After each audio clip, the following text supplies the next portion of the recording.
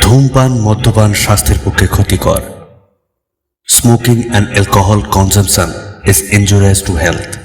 It causes cancer.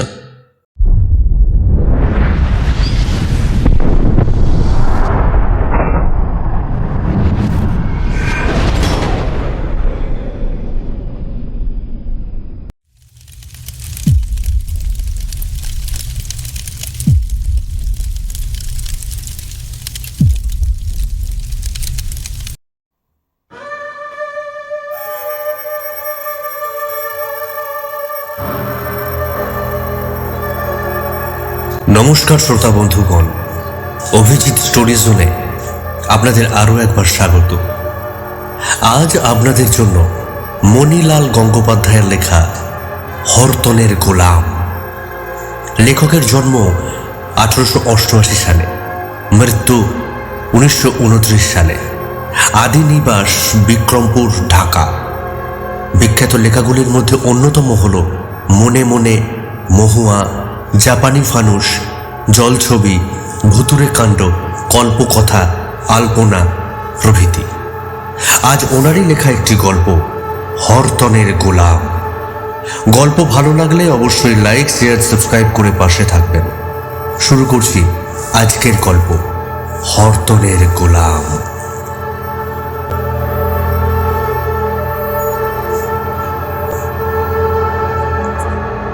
তোমরা অনেক আশ্চর্য ঘটনা কানে শুনেছ, কিন্তু আমি চোখে দেখেছি এক অত্যাশ্চর্য অদ্ভুত ঘটনা।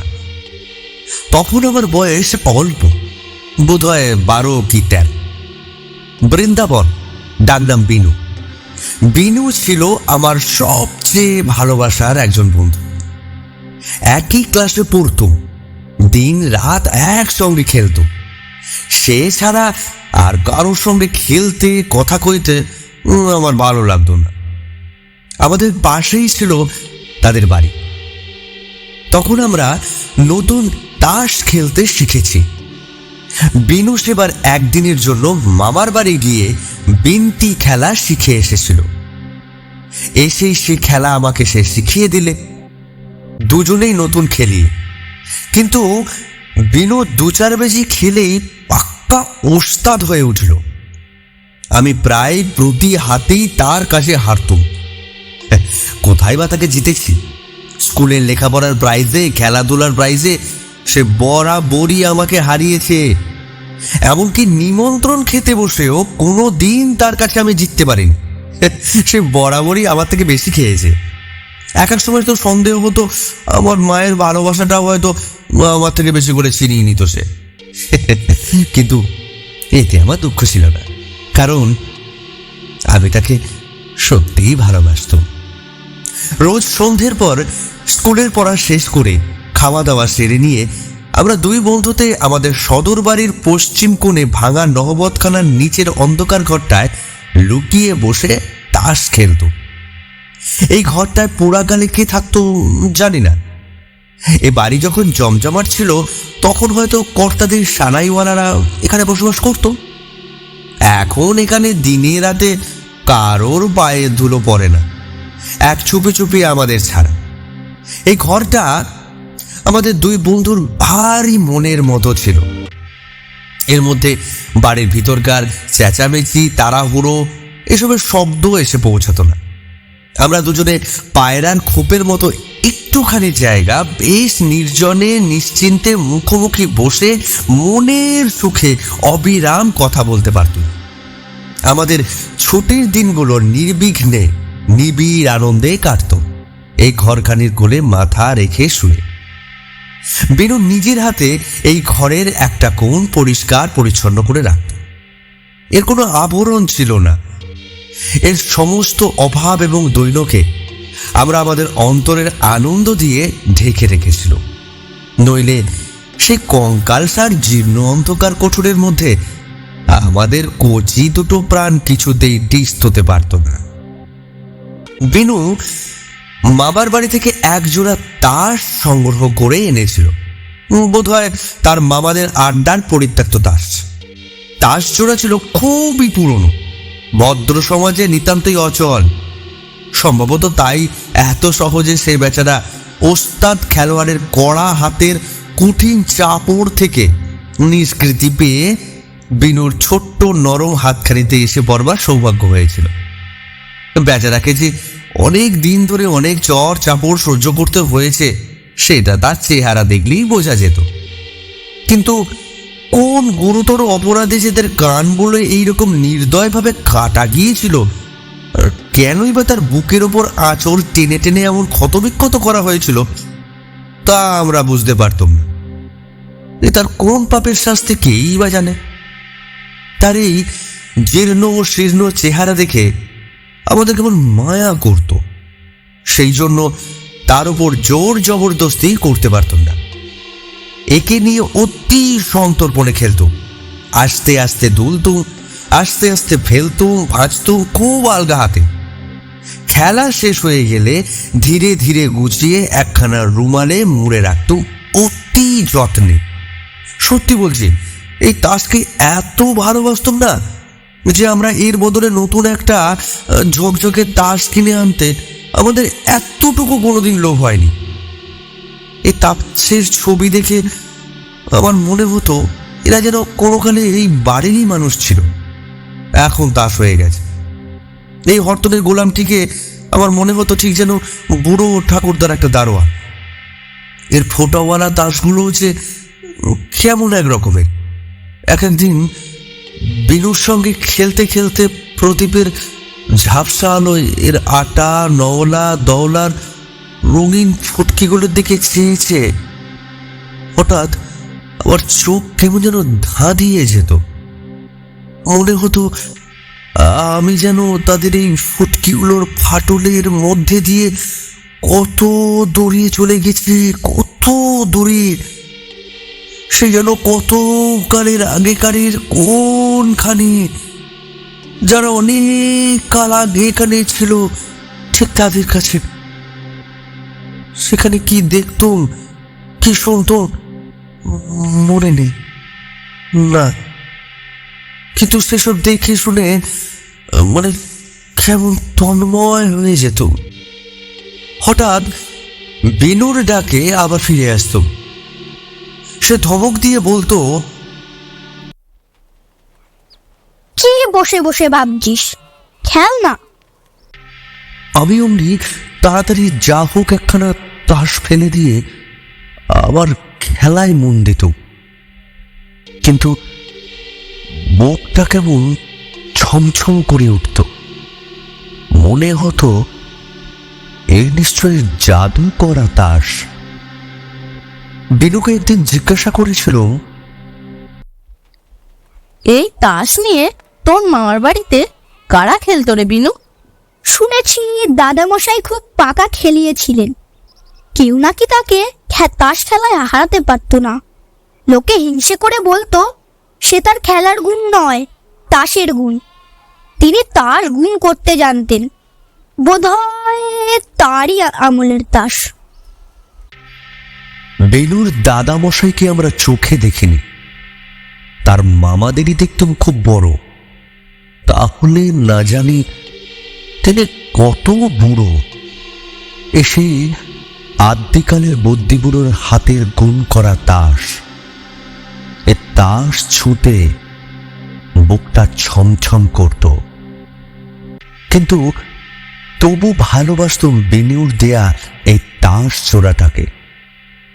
এই তাস নিয়ে বিনু গম্ভীর মুখে রোজ আমার সঙ্গে খেলত। তাকে খেলায় জিততে পারতাম না বলে সে প্রায়ই হাসতে হাসতে বলতো, জানিস মল্লি, এ আমার দাদামশাইয়ের গুণ করা তাস। এ তাসে হাতে থাকলে কেউ আমায় হারাতে পারবে না, তুইও না। আমাদের আড্ডা ঘরের দেওয়ালে গরুর চোখের মতো একটা সরু কুলুঙ্গিতে ছোট্ট একটি তেলের প্রদীপ জ্বলত আমাদের বসবার কোনটুকু আলো করে। বাকি ঘরটা অন্ধকারের আবছায়ার মধ্যে পড়ে থাকত কালো চাদর মুড়ি দিয়ে। খেলা যেই জমে উঠত, সঙ্গে সঙ্গে রাত্রের অন্ধকারও জমে উঠত। একে একে বাড়ির প্রদীপ সব নিভে যেত। ঘরের পাশের সরু গলির পথটা ক্রমে নির্জন হয়ে আসত। চৌধুরী বাড়ির দোতলার জানালা থেকে যে সরু এক ফালি আলো এসে অন্ধকার গলির ওপর পড়ত, ক্রমে সেটুকু অস্ত যেত। গলির ফাঁকটা ভরাট হয়ে উঠত জমাট অন্ধকারে, আর সে কালো পাথরের মতো অন্ধকারের উপর দিয়ে মাঝে মাঝে শুনতে পেত কে যেন পায়চারি করছে লাঠি হাতে, খরম পায়ে। তারপরেই খুব দূর থেকে একটা খেকি কুকুর বুক ফাটা চিৎকার করে উঠত। আর অমনি ঝুলির ঝালর আর মাকড়সার জাল দিয়ে ঘেরা আমাদের ঠাকুরদার আমলের পুরনো ঠাকুর দালানের কান পেঁচা ও চামচিকি বাদুরগুলো অন্ধকারের মধ্যে হুস হুস, কখনো হিস হিস আওয়াজ করে উঠত এবং তাদের বাচ্চাগুলোকে যেন সাবধান করে দিত, এবং মাঝে মাঝে ফটফট করে হাততালি দেওয়ার আওয়াজে আমাদের ঘরের থেকে তাড়িয়ে দিত। ওই বুঝি সে এলো, ওই এলো। এই ভাবতে ভাবতে আমার সর্বাঙ্গ অসাড় হয়ে উঠত। হাতের তাস মাটিতে নামতো না। বিনু ধমক দিয়ে বলতো, কি করছিস? খেল না। তার এই ধমকানিতে আমার চটকা ভাঙত, আর সঙ্গে সঙ্গে চারিদিকের ওই বিশ্রী শব্দগুলো যেন ভয়ে চুপ করে যেত। তা যদি না হতো তাহলে বোধহয় ঘর থেকে ছুটি আমি বাবার কাছে পালিয়ে যেতাম। কিছুতেই আমি বিনুর সঙ্গে খেলতাম না। সেদিন খেলা আরম্ভ করতেই হঠাৎ খুব জোরে ঝড় বৃষ্টি শুরু হলো। একটা ঝড়ের দমকা বাতাস আমাদের কোলের কাছে থাকা তাসগুলোকে উল্টে পাল্টে দিয়ে ভেস্তে দিয়ে খানিকটা ঝুল আর খানিকটা ধুলো নিয়ে চলে গেল। বেনু বললে, মল্লিক, দরজা জানলাগুলো বন্ধ করে দে। আমি তাড়াতাড়ি করে উঠে জানালাগুলো বন্ধ করতে রাখলাম। পশ্চিমের জানালাটায় হাত দিতেই কে যেন সজোরে আমার হাতে একটা ঝাঁকানি দিয়ে হ্যান্ডশেক করে চলে গেল। আমি তাড়াতাড়ি হাতটা ঘরের ভিতরে ঢুকিয়ে নিলাম। কিছু বুঝতে পারলাম না। বুকটা ধুকফুক করতে লাগলো। খেলতে বসেই আমি বাজি জিতলাম। আশ্চর্য কাণ্ড, যা কখনো হয়নি তাই হলো। বেনু অবাক। সে একটু বেশি করে মন দিয়ে খেলতে লাগলো, কিন্তু পরের বাজিও আমি জিতলাম। আমার কেমন সন্দেহ হলো, এলোমেলো করে ঝড় এসে তাসের জাদুটা উড়িয়ে নিয়ে গেল নাকি। আমি ক্রমাগতই জিততে লাগলো, কিন্তু আমার কেমন মনে হচ্ছিল এই জেতায় আমার কোনো বাহাদুরি নেই। প্রতিবারই এমন তাস আসছিল যে খেললেই পিঠ পাওয়া যায়। কে যেন ম্যাজিক করে ভালো ভালো তাসগুলো বেছে বেছে আমার হাতে তুলে দিচ্ছে। বিনু বারবার হেরে একটা দীর্ঘশ্বাস ফেলে বলে উঠল,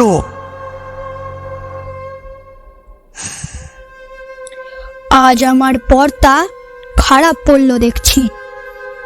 তার দীর্ঘশ্বাসটা আমার বুকে গিয়ে বাজলো। আমি চঞ্চল হয়ে উঠলুম। আমার মন কেঁদে বলতে লাগলো, আমি জিততে চাই না, বিনু যেত, বিনু। আমি ফন্দি করে বিনুকে জিতিয়ে দেওয়ার জন্য হাঁক পাক করতে লাগলুম, কিন্তু কিছুতেই কিছু হলো না।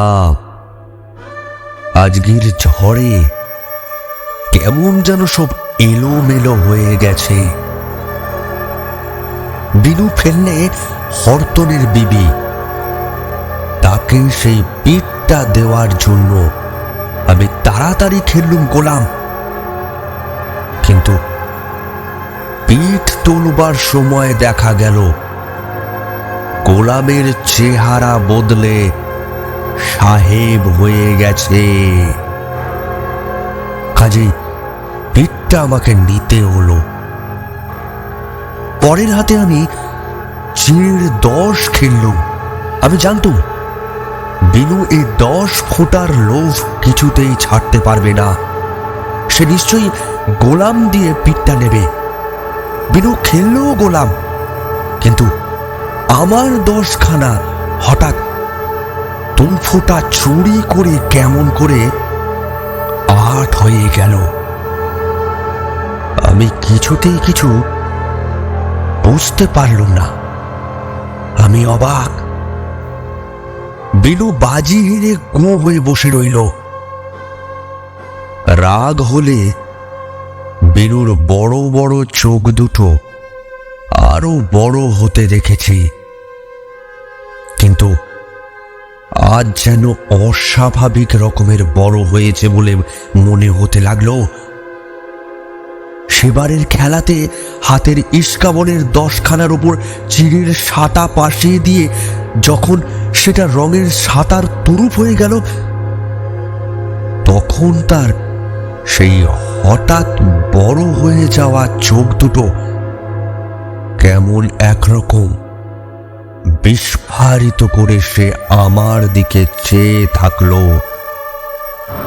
তার চাহনিতে আবার সর্বশরীর ঝিমঝিম করে এলো। বিনুকে ভয়ে ভয়ে বললুম, হাই, আর খেলে কাজ নেই, চল যাই। বিনু সে কথা কানেই তুললে না। ক্রমে রাত গভীর হয়ে এলো। মনে হলো বাড়ির সবাই ঘুমিয়েছে। আমাদেরও ঘরখানার ঘুম ধরেছে। এই দরজা জানালা ইট কাঠ ঘুমে ঢুলছে। প্রদীপের আলোটা থেকে হাই উঠছে। কড়িকাঠের খোপে খোপে চড়াই পাখিগুলো গল্প শেষ করে শুয়ে পড়েছে। চারিদিক নিস্তব্ধ, নিঝুম। হাতের তাসগুলোর দিকে চেয়ে দেখি সাহেব বিবিদের চেহারা ঘুমে জড়িয়ে এসেছে।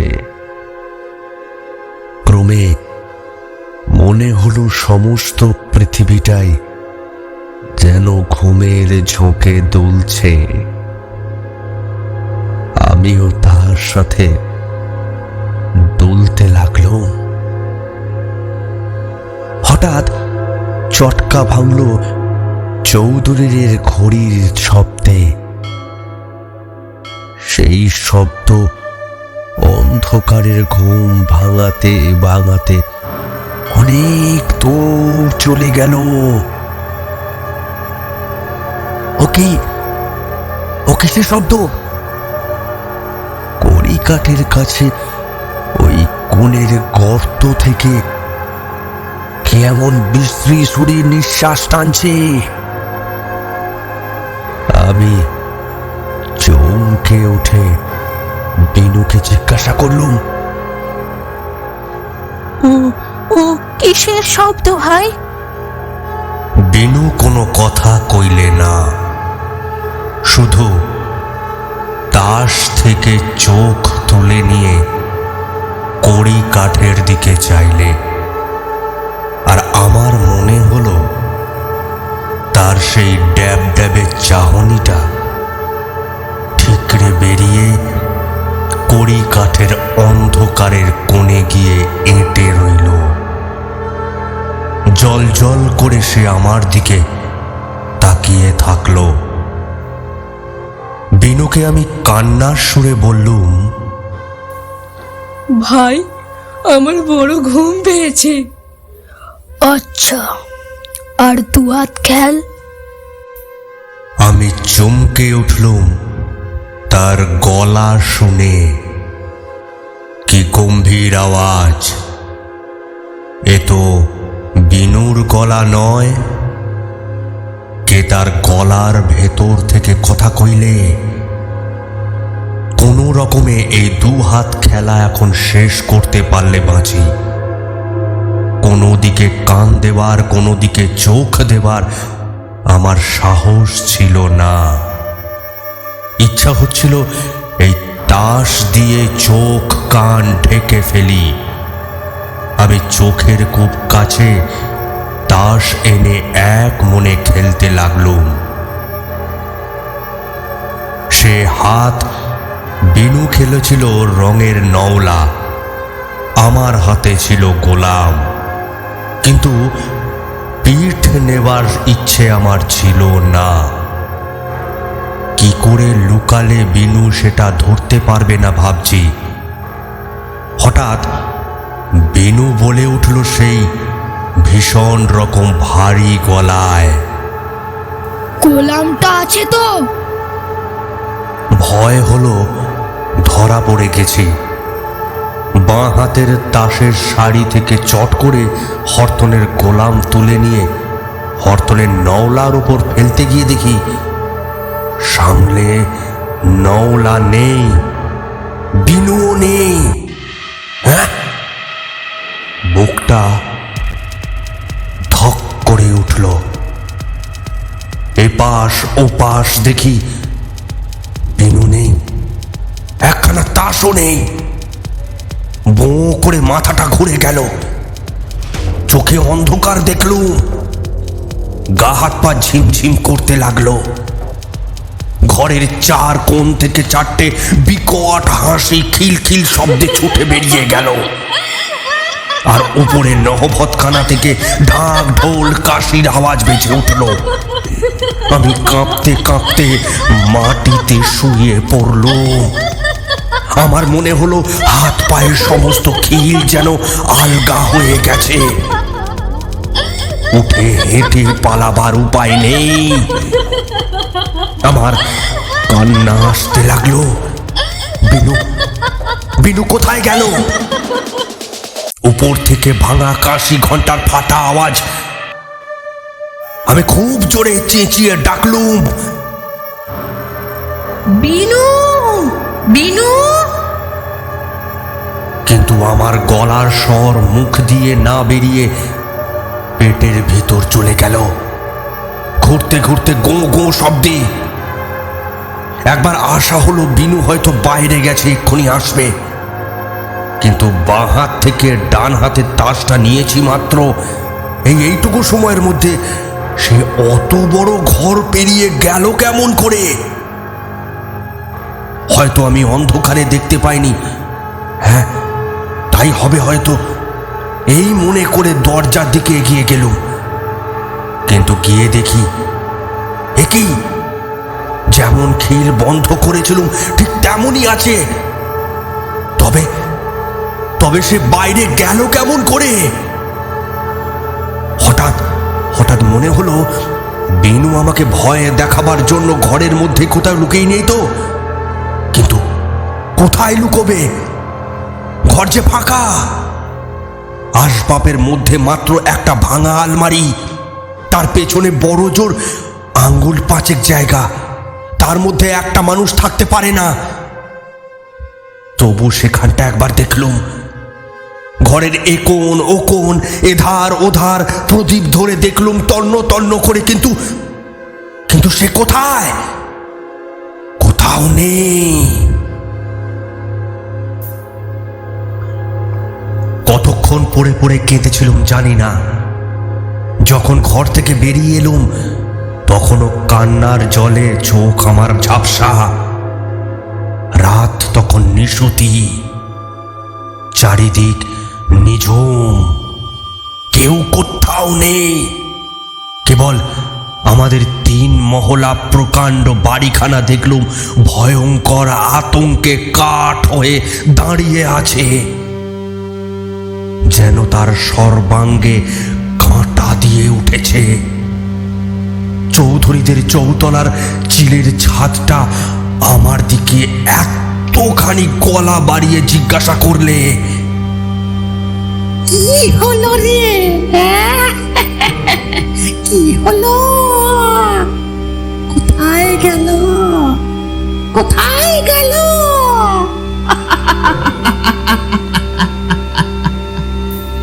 পশ্চিম কোণের ঢ্যাঙার সুপারি গাছটা কিছু না বলে শুধু ডিঙি মেরে আকাশের দিকে মুখ তুলে ইশারায় দেখিয়ে দিলে আমাদের বাড়ির ঠিক মাথায় একটা মস্ত বড় কালো পাখি তাসের মতো নানান রঙের চিত্র বিচিত্র করে ডানা মেলে মেঘের ধার দিয়ে অন্ধকারে ভেসে চলেছে, কাকে ঠোঁটে নিয়ে। তাই দেখে চারিদিক থেকে সবাই চাপা গলায় বলে উঠল সবাই। অমনি অমনি বুকের ভেতরটা আমার কেমন করে উঠল। বিনুকে ওরা ভেলকি বাজিতে উড়িয়ে নিয়ে গেল। ভাবতে ভাবতে আমার চোখের সামনে থেকে যেন সব একে একে মুছে আসতে লাগলো। পায়ের তলা থেকে পৃথিবীটা ধীরে ধীরে সরে যেতে লাগলো। আমি যেন একটা অতল অন্ধকারের মধ্যে ডুবতে লাগলুম, পলে পলে তলে তলে। তারপর মনে পড়ে গেল অন্ধকারে চেনা পথ ধরে বাড়ির ভিতরের দিকে যাচ্ছিল। হঠাৎ কানে এলো তাস পেটার শব্দ। এত রাত্রে এখানে অন্ধকারে তাস খেলে কে? মুহূর্তের মধ্যে আমার চলা বন্ধ হয়ে গেল। আমি স্থির হয়ে দাঁড়িয়ে শুনতে লাগলুম। বারান্দার পশ্চিম কোণে ঘুরঘুরতে অন্ধকারে আমাদের জানলার দিয়ে খাজনা ঘর। দিনের বেলায় সামনে দিয়ে যেতে আমাদের গা ছমছম করে। সেই জন্য এদিকটা আমরা কেউ মারাতুম না। আমাদের বিশ্বাস যত রাজ্যের ভূত প্রেত এখানে বাসা করে মনের সুখে ঘর কন্যা করছে, আমরা এই মহলটা তাদের জন্য ছেড়ে দিয়েছিলাম।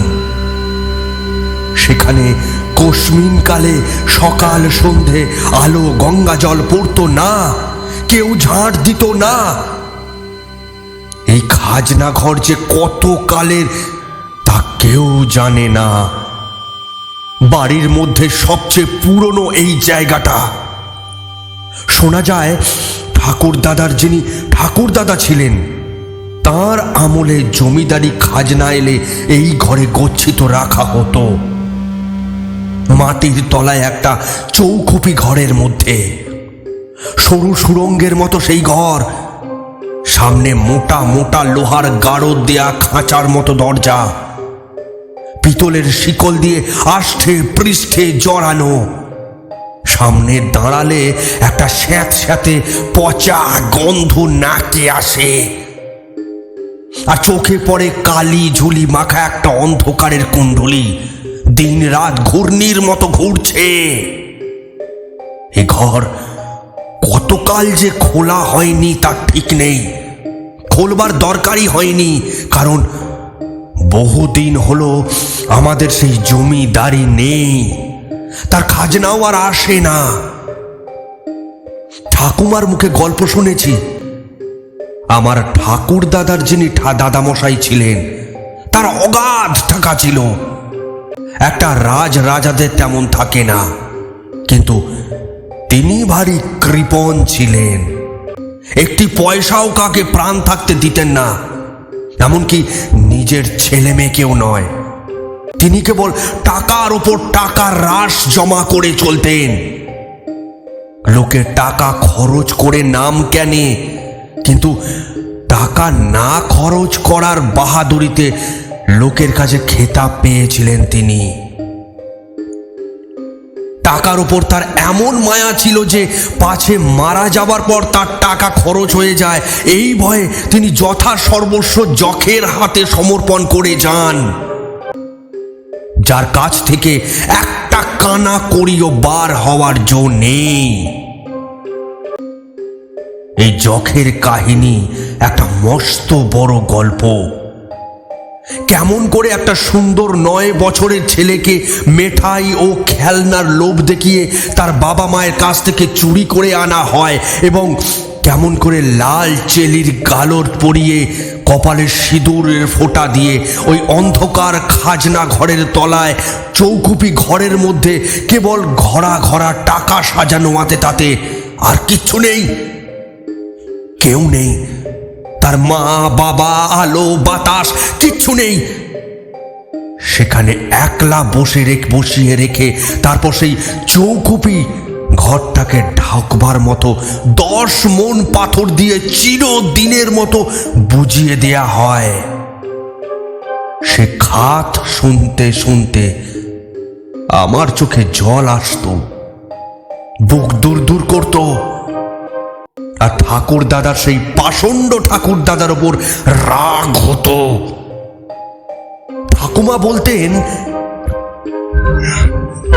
আহা, ওই সুন্দর 9 বছরের ছেলেটি কত কেঁদেছে, বাবা বাবা করে বুক ফেটে কত চেঁচিয়েছে, দেশটা এক ফোঁটা জলের জন্য চটপট করেছে, তবু কেউ তাকে ওই চৌকুপির দরজা খুলে দেয়নি।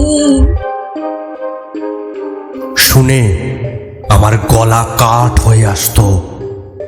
তারপর খিদে তৃষ্ণায় ভয়ে কাতরাতে কাতরাতে বেচারা কখন যে হাঁপিয়ে মরে গেছে সে হয়তো নিজেও বুঝতে পারেনি। এখন সে জখ হয়ে ওইখানে আছে, টাকার ঘরা আগলাচ্ছে। কারো সাধ্য নেই ওই টাকা সেখান থেকে নিয়ে আসে। আমার ঠাকুর দাদার বাবা নাকি একবার চেষ্টা করেছিলেন, কিন্তু বেশি দূর যেতে হয়নি। মেঝের পাথরে একটা মাত্র শাবলের ঘা দিতেই তিনি গোঁ গোঁ করতে করতে অজ্ঞান হয়ে পড়েন। 3 দিন তার কাঁপুনি ছিল, 7 দিন তার মুখে কোনো রা ছিল না। কেন যে এমন হলো কেউ জানে না। তিনি নিজেও কিছু বলেননি, কারো সাহসও হয়নি জিজ্ঞাসা করতে। সেই থেকে ওই ঘরের দিকে আর কেউ যায় না। মনে হলো ওই খাজনা ঘর থেকেই যেন তাস খেলার শব্দ পেলুম। যদিও ওদিকে যেতে বুক দূর দূর করতে লাগলো, কিন্তু বিনুর জন্য না গিয়ে পারলুম না। যদি সে ওখানে থাকে, যদি সে আমাকে দেখতে পেয়ে ছুটে আসে। বুকটা 2 হাতে চেপে খাজনা ঘরের দিকে গিয়ে দাঁড়ালুম। লোহার গারদ দেওয়া দরজা দিনের বেলা শিকল দিয়ে বাঁধা থাকে, কিন্তু এখন দেখলুম খোলা। অন্ধকারে চোখে কিছু দেখা গেল না, কিন্তু কানে শোনা গেল কারা দুজন যেন দরজার 2 ধার থেকে সজোরে ছুটে এসে মাথায় মাথায় অনবরত ঠোকাঠুকি করছে। আমার কেমন মনে হলো যেন ওইখানকার ওই অগাধ সম্পত্তি, ওই জকের ধন কে নেবে তাই নিয়ে 2 ভূতের লড়াই চলছে। আমি এক মনে তাদের লড়াইয়ের তাল গুনছি। হঠাৎ বিনুর মতো কার গলা পেলুম। সে বলছে, বিবির চেয়ে রঙের গোলাম বড়। ঘোড়ায় ঘোড়ায় আমিও একদিন বিনুকে বলেছিলুম, গোলাম কেন বিবির চেয়ে বড় হবে বিনু? এইরকমই যে নিয়ম। আজও আবার সেই কথা উঠেছে। এও তাহলে আমাদের মতো নতুন খেলিয়ে দেখছি। আবার শুনলুম, মনে হলো আমার নাম যখন করেছে এ তখন নিশ্চয়ই বিনু। বিনুর গলায় আমার নাম শুনে ওই ঘরের মধ্যে ছুটে যাবার জন্য আমার প্রাণটা আকুলি বিকলি করতে লাগলো, কিন্তু পারলুম না। ভয় হলো পাছে ওই দুটো পাকলা ভূতের মাথা ঠোকাঠুকির মধ্যে পড়ে থেতলে যাই। আমি চুপ করে সেখানে দাঁড়িয়ে রইলুম। হঠাৎ অন্য লোকটা চেঁচিয়ে উঠল, হরতনের গোলাম কোথায় গেল? হ্যাঁ, হরতনের গোলাম। ভারী আশ্চর্য, এই ছিল এই যে বুকের পাতা ফেলতে না ফেলতে উড়ে গেল। আমার নিজের হাতে চেয়ে দেখি সত্যি তো সেই হরতনের গোলাম যা দিয়ে বিনুর নওলার পিঠ নিতে গিয়েছিলুম সেখানা আমার হাতেই আছে। অন্য লোকটা বলে উঠল, कोई है? मल्ली बाबू को पकड़ के ले आओ। সেই শুনে আমি তাড়াতাড়ি হরতনের গোলামখানা খাজনা ঘরের ভিতরে ছুঁড়ে দিয়ে এক ছুট্টে নিজের শোবার ঘরে চলে এলুম। ঘরে এসে ভয়ে বুকটা ধক ধক করতে লাগলো। এই বুঝি সে এসে জাপটে ধরে নিয়ে যায়। আমি পা থেকে মাথা পর্যন্ত চাদর মুড়ি দিয়ে মরার মতো পড়ে রইলুম। খানিকক্ষণ কেউ এলো না।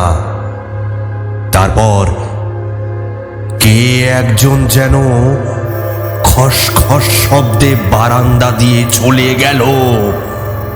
বোধহয় আমার ঘর চিনতে পারলে না। আমি হাঁপ ছেড়ে বাঁচলুম। নিশ্চিন্ত হয়ে পাশ ফিরতে যাচ্ছি এমন সময় কে আবার তড়াক করে লাফিয়ে আমার বিছানায় উঠল। আমি ভয়ে কাঠ। যে এলো সে খানিক বিছানার এদিক ওদিক ঘুরে ঘুরে আমার গা শুঁকে শুঁকে বেড়াতে লাগলো। তারপর আমার মাথার কাছে এসে মুখ ঢাকা চাদরখানা ধরে সজোরে টানতে লাগলো। মুখটা খুলে দেখবে। আমি প্রাণপণে চাদরখানা আঁকড়ে রইলুম। কিছুতেই মুখ খুলতে দিলুম না। তারপর সে পায়ের দিকে গেল। তার নিঃশ্বাসের হাওয়ায় আমার পা দুখানা ঠান্ডা হিম হয়ে এলো। আমার পা ধরে হিড় হিড় করে টেনে নিয়ে যাবে না তো?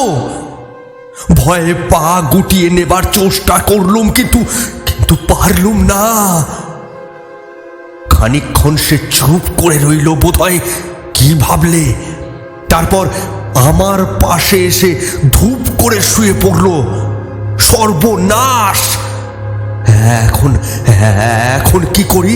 কিন্তু ঠিক সেই সময় আমার পুষি বিড়ালটাও ম্যাও শব্দে ডেকে উঠল। সে তড়াক করে বিছানা থেকে লাফিয়ে পালিয়ে গেল। পুষিকে কাছে পেয়ে আমার ভয় অনেকটা ভেঙে গেল। তখন আবার বিনুর ভাবনা এলো। তাহলে সত্যি কি বিনুকে ওরা ওইখানে ওই চৌখুপি ঘরের মধ্যে নিয়ে গেল?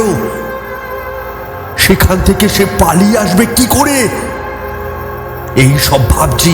হঠাৎ সে মুখের কাছে মুখ এনে খুব চুপি চুপি ডাকলে, মল্লি, মল্লি ভাই, বিনু বিনুর কাছে যাবে?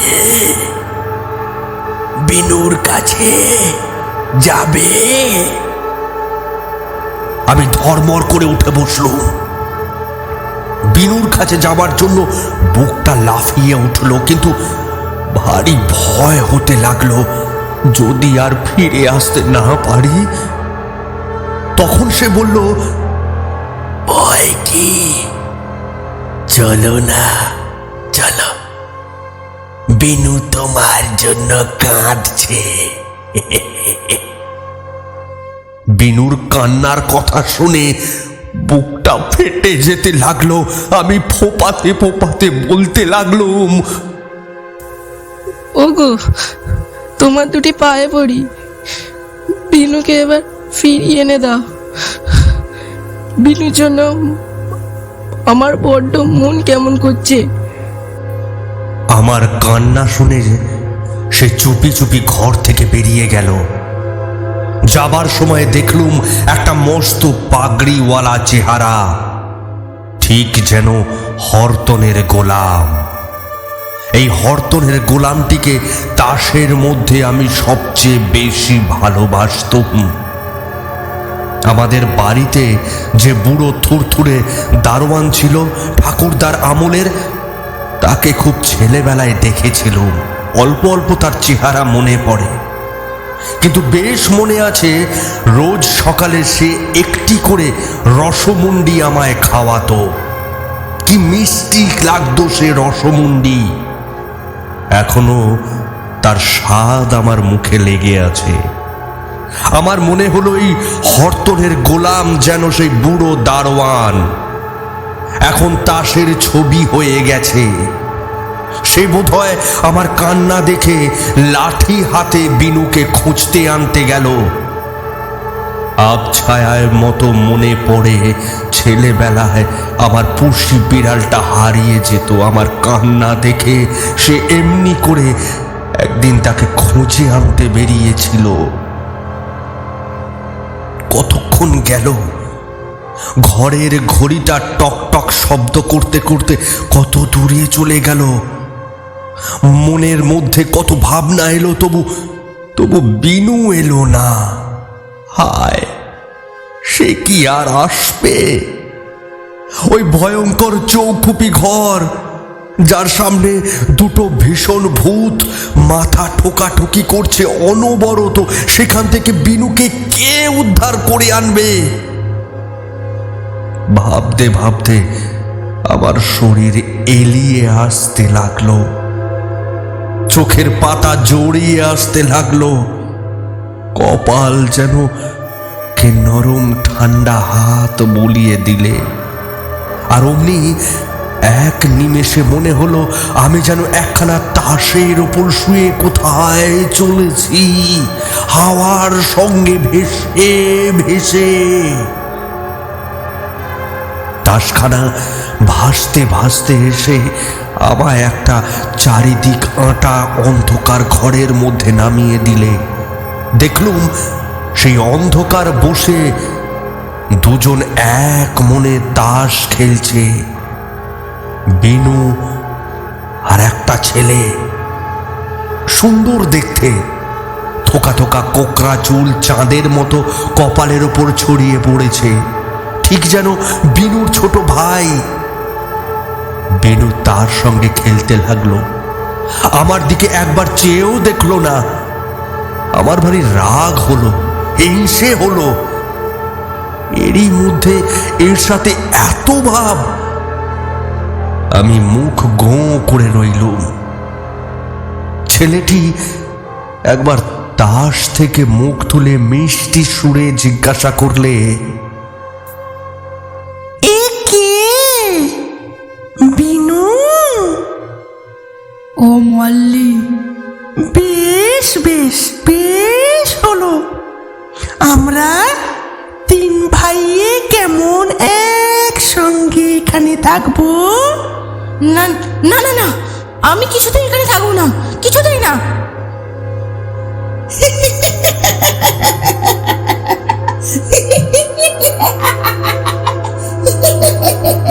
দাঁড়া দাঁড়া, আমরা তিনজনেই একসাথে যাবো। বলে ছেলেটির কানে কানে কি বললে, কিন্তু উঠে দাঁড়াতে গিয়েই ধূপ করে পড়ে গেল। দিন রাত এক জায়গায় বসে থেকে থেকে তার পা অসাড় হয়ে গেছে। বিনু তাকে কোলে করে তুলে সোজা হয়ে দাঁড়ালো। তাসগুলোকে কি বললে, তারা ফড়ফড় ফড়ফড় করে উড়ে পাখির মতো ডানা মেলে উড়ে দাঁড়ালো। আমরা উঠতে যাচ্ছি, এমন সময় কড়িকাঠ থেকে দুটো কালো চামচিকে এসে তাসগুলোর উপর ঝাঁপিয়ে পড়লো। তারপর দুই দলে যা যুদ্ধ, আছড়াছড়ি কামড়া কামড়ি। আমি ভয়ে ঠক ঠক ঠক ঠক করে কাঁপতে লাগলাম। চারিদিকে অন্ধকারগুলো ছুটে এসে আমাদের সামনে তালগোল পাকিয়ে পথ আটকে দাঁড়ালো, যেন আমরা পালাতে না পারি। ছেলেটা কাঁদো কাঁদো হয়ে বললে, বিনু, দেখেছিস তো, এরা আমায় যেতে দেবে না। তোরা কেন প্রাণে মরবি বল? তোরা পালা, তোরা পালা। না ভাই, তোকে ছেড়ে কিছুতেই যাব না, কিছুতেই না। চামচিকে দুটো তাই শুনে ফ্যাস ফ্যাস করে উঠল। এমন সময় হরতনের গোলামটা ছুটে গিয়ে একটা চামচিকের পেটে সজোরে এক ঘুষি বসিয়ে দিল। চামচিকেটা তার ধারালো নখ দিয়ে হরতনের গোলামটাকে আঁকড়ে ধরে মাটিতে গড়িয়ে পড়ল। আর সেই ফাঁকে অন্য তাসগুলো আমাকে নিয়ে উড়ে পালালো। বিনু আর সেই ছেলেটিকে দেখলুম ঝটাপটির মধ্যে হিমশিম খাচ্ছে। আমি তাসের ওপর থেকে হাত বাড়িয়ে বিনুকে ডাকতে লাগলুম, বিনু, বিনু, আয় আয় আয়, চলে আয়। বেনু আমার দিকে ফিরেই চাইল না, ছেলেটাকে নিয়ে ব্যস্ত হয়ে রইল। আমার কান্না পেতে লাগলো।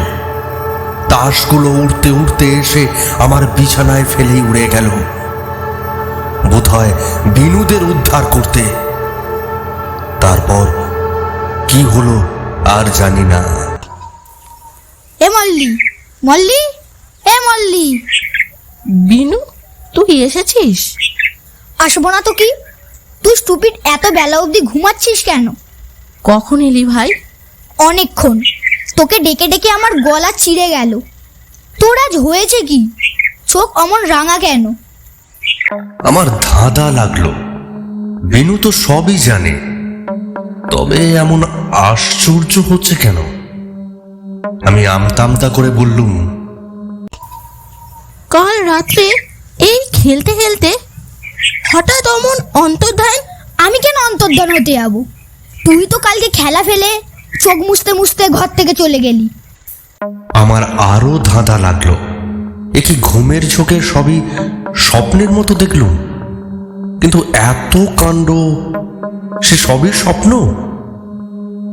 ইচ্ছা হচ্ছিল আগা গোড়া সব কথা বিনুকে খুলে বলে হেয়ালিটা আবিষ্কার করে নি, কিন্তু পারলুম না। দিনের আলোয় কথাগুলো কেমন অদ্ভুত বোধ হতে লাগলো। বলতে ভীষণ লজ্জা হলো। আমার ভূতের ভয়ের জন্য বিনু যে আমায় ঠাট্টা করে। বিনু বললে, কি ভাবছিস? চল বাইরে যাই। আমরা দু বন্ধুতে আমাদের সেই বাইরের ঘরে গিয়ে দেখি ঘরময় তাস ছড়ানো। তাদের দেহতে ক্ষতবিক্ষত, তাদের বুকের ওপর কে যেন মনের আনন্দে ধারালো নখ দিয়ে কেবল আঁচড়ের পর আঁচড় টেনেছে। বেশ বোঝা গেল রাত্রের মধ্যে খুব একটা মারামারি কাণ্ড হয়ে গেছে। আমি সভয়ে বিনুর দিকে চেয়ে বললুম, বিনু, দেখেছিস? আমার জন্যই তো তাসগুলো সব গেল। হ্যাঁ, তোর জন্যই। তার মানে সেই চৌখুপি ঘর থেকে তোমাকে উদ্ধার করবার জন্যই? তাহলে তো সবই ঠিক। কিন্তু বিনুর মুখ দেখে কিছুই বুঝতে পারলাম না। একটু ইশারা পাবার আশায় আমি বিনুকে আবার জিজ্ঞাসা করলুম, কি করে এমন হলো বিনু? বিনু কোনো জবাব দিলে না, শুধু আঙুল দিয়ে ভাঙা আলমারিটা দেখিয়ে দিলে। আমি আলমারিটা খুলতেই এক রাশ আরশোলা ফরফর করে ঘরময় ছড়িয়ে পড়ল।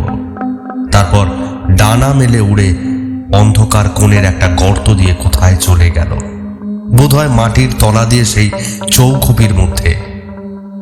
আমি হতভম্ব হয়ে চেয়ে রইলুম। বিনু বললে, তাসগুলো কুড়ো। আমি তাসগুলো কুড়িয়ে গুছিয়ে দেখি সবই আছে, কেবল নেই সেই হরতনের গোলাম। তবে কিন্তু ঠিক মিলেছে, সেই হরতনের গোলাম যাকে নিয়ে কাল রাত্রের ওই সমস্ত অদ্ভুত ঘটনার উৎপত্তি, সেই নেই কেন? সে কোথায় গেল? সে কোথায় আছে আমি জানি। সে আছে সেইখানে, সেই চারিদিক বন্ধ চৌকুপির মধ্যে, যেখানে সেই 9 বছরের সুন্দর ছেলেটি চিরদিন একা অন্ধকারে বসে আছে। কালকের সব কাণ্ড বিনু নিশ্চয় ভুলে গেছে। সকালে ঘুম থেকে উঠে তার আর কিছুই মনে নেই। তার যা ঘুম, এমনিতে তো আমারও এক একদিন হয় এইরকম। রাতের ঘটনা স্বপ্নের মতো মনে হয়, সকালে সব ভুলে যায়। কাল রাত্রে আমি যদি ঘুমিয়ে পড়তুম, তাহলে আমিও হয়তো সব ভুলে যেতুম। কাল সকালে উঠে অবাক হয়ে ভাবতুম, তাই তো হরতনের গোলাম বেচারা গেল কোথায়?